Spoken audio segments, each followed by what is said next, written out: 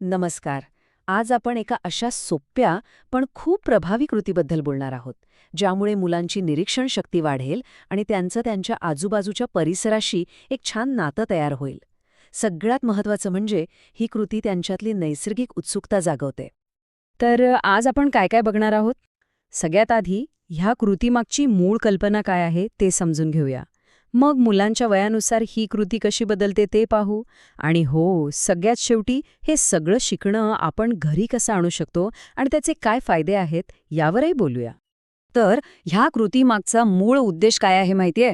मुलांना निसर्गाशी जोडणं, त्यांच्या आजूबाजूच्या जगाशी त्यांचं नातं घट्ट करणं, त्यांची बघण्याची, निरीक्षण करण्याची शक्ती वाढवणं आणि त्यांच्या अवतीभोवती ज्या काही सजीव, निर्जीव गोष्टी आहेत त्याबद्दल त्यांच्या मनात ज्ञान निर्माण करणं, हाच यामागचा खरा विचार आहे.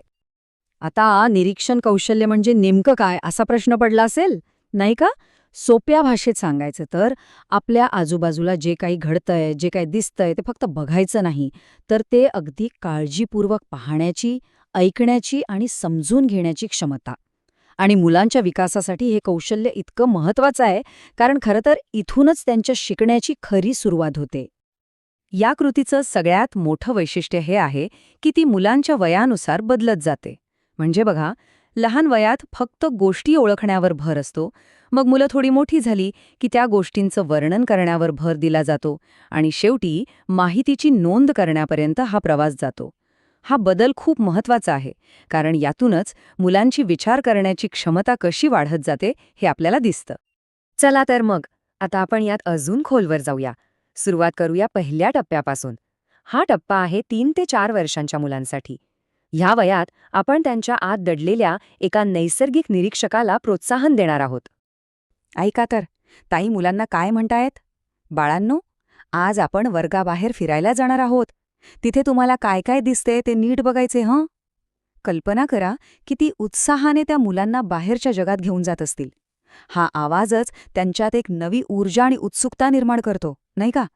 त्यांच्यासाठी हे एखाद्या मोठ्या साहसापेक्षा कमी नाही. या वयोगटात गोष्टी अगदी सोप्या ठेवायच्या. फक्त आजूबाजूला दिसणाऱ्या वस्तूंची नावं ओळखायला शिकवायचं. उदाहरणार्थ, तो बघा कावळा, ती बघ रिक्षा, आणि मग त्यावर छोटे छोटे प्रश्न विचारायचे. गाय काय खात होती बरं? किंवा कुत्रा कुठे राहतो? ह्यातून काय होतं तर त्यांची ओळख पक्की होते. आणि हो, शिकलेल्या गोष्टी लक्षात ठेवण्याचा सगळ्यात मजेशीर मार्ग कोणता असतो? बरोबर, गाणं. चला तर मग एक छोटंसं गाणं म्हणूया. तुम्ही पण म्हणा माझ्यासोबत. संगीत सुरू. पहाट झाली सांगते कोण? कोंबडा. ठीक आहे. आता वळूया पुढच्या टप्प्याकडे. आता मुलं 4 ते 5 वर्षांची झाली आहेत.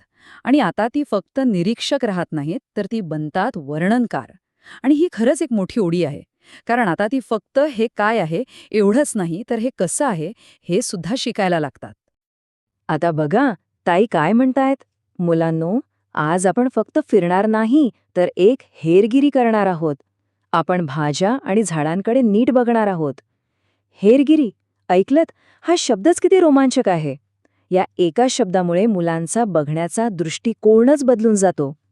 आता ती फक्त वरवर नाही बघणार, तर एखाद्या गुप्तहेराप्रमाणे बारकाईने तपशील शोधायला लागणार. आणि मग प्रश्नही थोडे बदलतात. आता फक्त हे काय आहे असं नाही विचारलं जात. आता प्रश्न असतो, ही भाजी कुठे उगवते? जमिनीवर की झाडावर? म्हणजे आता गोष्टींच्या उगमाबद्दल, त्यांच्या प्रकारांबद्दल मुलांना विचार करायला लावलं जातं. यातून त्यांची विचार करण्याची प्रक्रिया आणखी खोलवर जाते. मग येतात वर्णनासाठीचे संकेत. जसे की, या भाजीचा रंग कोणता आहे? ह्याच्या आतमध्ये बिया आहेत का? याचा आकार कसा आहे? किंवा अजून एका हिरव्या भाजीचं नाव सांग पाहू. अशा प्रश्नांमधून मुलं टोमॅटोचा रंग, वांग्याचा आकार, मिरचीच्या आतल्या बिया यांसारख्या वैशिष्ट्यांचं वर्णन करायला शिकतात. आणि यातूनच त्यांची विश्लेषणात्मक विचार करण्याची क्षमता वाढते. आणि आता येतो तिसरा आणि शेवटचा टप्पा, 5 ते 6 वर्षांच्या मुलांसाठी. आता हीच कृती पुन्हा एकदा एक नवीन रूप घेते. आता ही मुलं बनतात छोटे संशोधक. हो, कारण माहिती गोळा करणं आणि तिची नोंद ठेवणं हाच तर एका संरचित विचारांचा पाया असतो.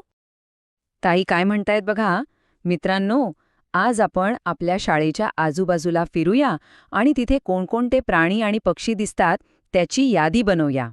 ऐकलं का? यादी बनवूया. हेच एकच वाक्य ह्या टप्प्याचं सगळं सार सांगून जातं. इथे माहिती गोळा करणं आणि ती व्यवस्थित मांडणं या महत्वाच्या कौशल्याची ओळख होते. तर मग या संशोधकांची पद्धत काय असते? तर सगळ्यात आधी बघितलेल्या गोष्टींची यादी तयार करायची. जसं की चिमणी, खारुताई. मग फळ्यावरून ती यादी वाचायची. कधीतरी जवळच्या शेताला भेट देऊन तिथली पिकं बघायची. आणि मग बघितलेल्या गोष्टींची नावं स्वतःच्या वहीत लिहायची. ह्या सगळ्या प्रक्रियेतून त्यांच्या साक्षरतेचा पाया किती मजबूत होतो बघा. बरं, हे सगळं शाळेत झालं, पण सगळ्यात महत्त्वाचा प्रश्न हा आहे की वर्गात शिकलेल्या ह्या गोष्टी आपण घराच्या वातावरणात कशा आणू शकतो? चला, त्यासाठी 3 एकदम सोप्या आणि व्यावहारिक कृती पाहूया. पहिली कृती, खिडकीतून दिसणारं जग. आपल्या मुलांना फक्त विचारायचे की खिडकीतून कोणती झाडं आणि पक्षी दिसतात. दुसरी, भाजी मंडई. किराणा सामान आणल्यावर त्यांना भाज्या ओळखायला आणि त्यांची वैशिष्ट्य सांगायला लावा. आणि तिसरी, निसर्ग वही. त्यांना एक छोटी वही द्या आणि रोज पाहिलेल्या एका नवीन गोष्टीचं चित्र काढायला किंवा नाव लिहायला सांगा. बघा, किती सोप्या आहेत या गोष्टी, पण या छोट्या छोट्या सवयी मुलांच्या शिकण्याच्या प्रक्रियेत खूप मोठी मदत करतात. चला, आता या सगळ्याला एकत्र जोडूया आणि पाहूया की हा संपूर्ण प्रवास मुलांच्या विकासाच्या प्रत्येक टप्प्यावर नेमकी कोणती शैक्षणिक उद्दिष्ट पूर्ण करतो. हे बघा, यातून किती छान स्पष्ट होतंय की एका साध्या फेरफटक्यामागे किती मोठं शैक्षणिक मूल्य दडलेलं आहे. 3-4 वर्षांचं मूल जिथे मदतीने फक्त गोष्टी ओळखतं, तेच मूल 5-6 वर्षांचं झाल्यावर त्याच गोष्टींची वैशिष्ट्य सांगू लागतं. खरंच, हा विकासाचा प्रवास किती अद्भुत आहे, नाही का? चला तर मग या एका प्रश्नासोबत आपण थांबूया. आजूबाजूच्या परिसरात अशी कोणती एक नवीन गोष्ट आहे जी एखादं मूल आज शोधू शकेल?